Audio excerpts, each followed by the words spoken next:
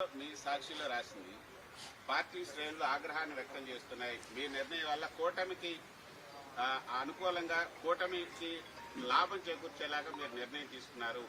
ఇప్పుడు పార్టీ కష్టాల్లో ఉన్నప్పుడు మీరు గల విప్పాల్సినటువంటి సమయం వచ్చినప్పుడు మీరు ఈ నిర్ణయం తీసుకోవడం కూటమికి లాభం చేకూర్చడం అనేది పార్టీ శ్రేణులకు ఆగ్రహం తెప్పిస్తున్నారని సాక్షిలో రాశారు.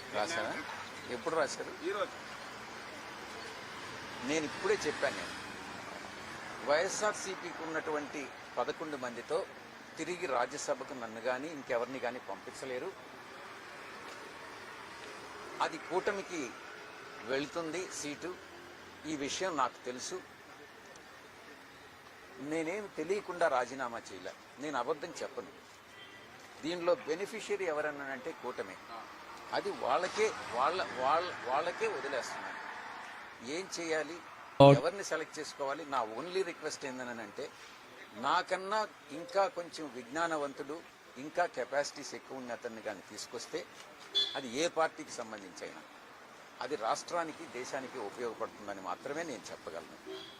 ఇది మీరు సాక్షిలో రాసింది 100% కరెక్ట్. దీనివల్ల లబ్ధి పొందేటటువంటిది కూటమి నుంచి నేను ఏదన్నా డబ్బులు తీసుకున్నానని మీరు భావిస్తున్నారా? చెప్పండి. అదైనా కూడా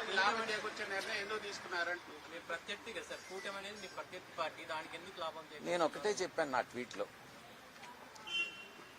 జగన్ గారు నా శ్రేయోభిలాషి. ఆ కుటుంబంతో నాకు 4 దశాబ్దాల సంబంధం ఉంది.